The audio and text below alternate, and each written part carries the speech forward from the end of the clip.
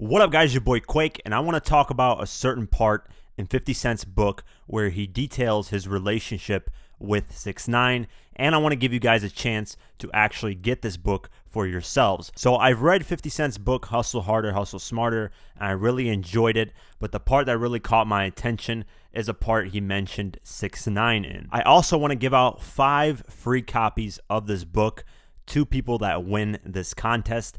How you can enter, it's very simple. The first step is you must be subscribed to this YouTube channel. The second step is you must like this video. The third step is you must follow me on 2 out of 3 of these social media platforms: Twitter at QuakeGW, Facebook at Diverse Mentality TV, and Instagram at QuakeGW. You must be following at least 2 out of 3. And the final step is comment below saying you did these things, and then post your social media handle, whichever one from Instagram, Facebook, or Twitter that you would like me to contact you at. And if you're the selected winner, I'll obviously reach out to you on that platform. And that's all you have to do. I will either give you a physical copy, a digital, or the audiobook. Whatever you choose, you'll get it. So the new book has a lot of interesting behind the scenes takes from 50 Cent in his life, in his personal life, and in his business life. And the excerpt I'm going to be reading from is from chapter 3,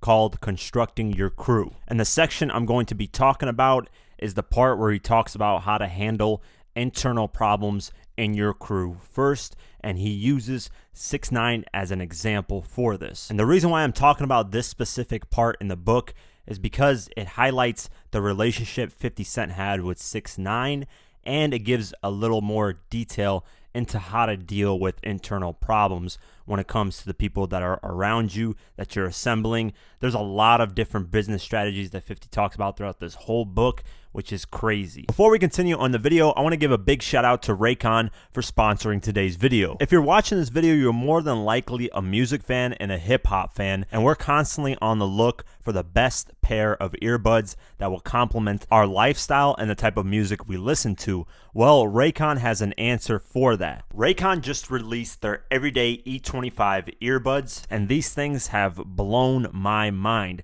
This is a company founded by Ray J, and I love earbud companies that are founded by actual artists because they know what they want in sound, and Ray J nailed it. These things have amazing bass for hip hop music. It's perfect. 6 hours of playtime, seamless Bluetooth pairing, and a more compact design that gives you a noise isolating fit.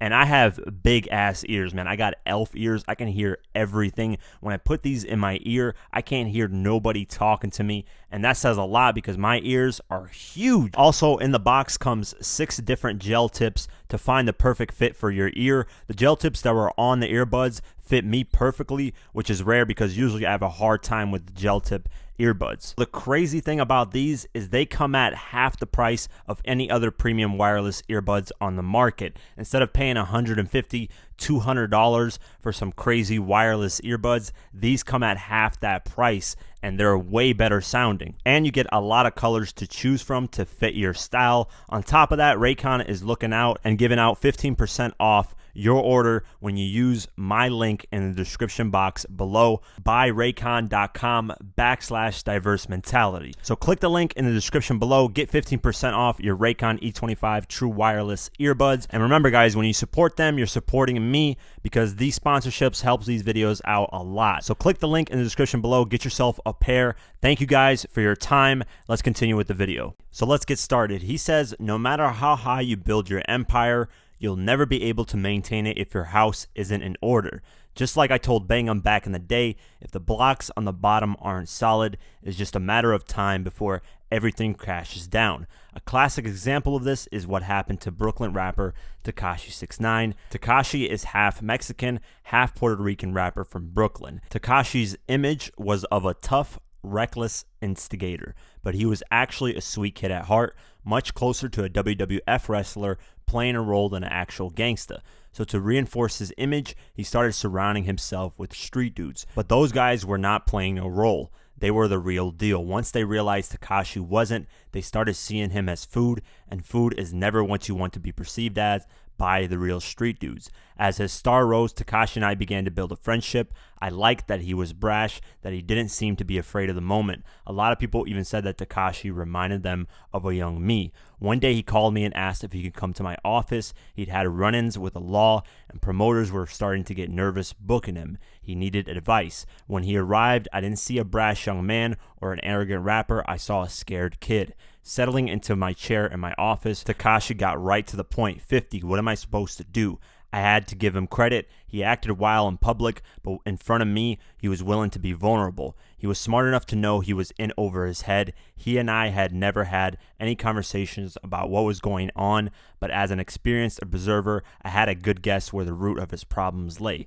He said, your biggest issue is going to be internal, I told him. You've got too many people around you, and they're not really supporting you. They're supposed to be your team, but they don't have your best interest at heart. If you don't get that situation together, it's going to be a problem. I told him this because I'd been hearing he was switching up crews a lot.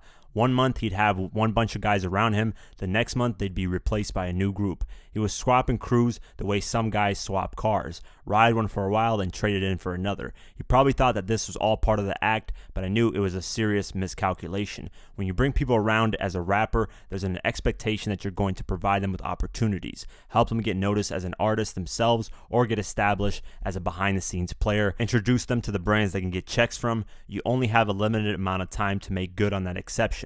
If you don't, confusion will set in. It will grow faster if they see you suggesting the opportunities to other people. When that happens, the original crew will start feeling disposable. You never want anyone around you feeling that way. Being a smart kid, Tekashi saw the value in my advice and conceded that he was in a precarious spot. He even started to make moves to replace the guys he knew had it in for him, but it was already too late. Not long after our conversation, Tekashi was arrested on federal RICO charge and firearms charges. In the indictment, the government even alleged that several members of his crew had plotted to kill him. So that's how much I'm going to read from this excerpt due to copyright reasons. So definitely go buy the book to get the full thing. But as you can tell, 6ix9ine really valued 50 Cent's relationship with him. And every time something went wrong, I'm assuming 6ix9ine went to 50 because 50's been in these situations. That's why when 6ix9ine was up there testifying, they asked if they could get 50 Cent involved or ask 6ix9ine about 50 Cent, and 6ix9ine said no. So at that time, 6ix9ine really still valued 50 Cent's relationship, even while he was locked up. But obviously when 6ix9ine got out, he heard that 50 no longer wanted to work with him or have anything to do with him, because throughout various interviews, 50 would say he doesn't want to work with 6ix9ine anymore, he won't do it. And then 6ix9ine responded in an Instagram comment and said, won't be the first time 50 abandons his son. Let me just mind my business. So clearly their relationship has been destroyed. Another piece of advice 50 gave to 6ix9ine was how 6ix9ine could hide his money from his baby mama so he doesn't have to pay child support and donate it to charities and avoid taxes, so on and so forth. 50 caught wind of his ex revealing that to people, and he said, yeah, she will never find it. I'll show them my taxes right after Trump. LOL. So as you can tell, 50 was clearly a mentor to 6ix9ine. So that's why I wanted to read this part. It was very interesting to hear 6ix9ine come scared to 50 and ask him for advice. The whole book overall is crazy. A lot of crazy stories like this. So if you don't have the book, enter the contest I mentioned in the beginning of this video, and you'll get a chance to win it. I'll be giving out 5 free copies. So with that being said, let me know what you guys think in the comments below. Did you guys expect 50 and 6ix9ine's relationship to be that close? And also, what do you guys think of 50 Cent's advice that he gave to 6ix9ine? Would you guys take that advice? If you would, tell me why. Let me know in the comments below. With that being said, if you want to support this channel further, you can do so at patreon.com/diverse-mentality. For just $1 a month or more, you can help support this channel further. A link is in the description below. Like, comment, share, and definitely subscribe. I do videos like this daily on hip-hop news and much more, so definitely subscribe. Follow me on Twitter and on Instagram at QuakeGW. Like us on Facebook, and I'll see you guys in the next one. Peace.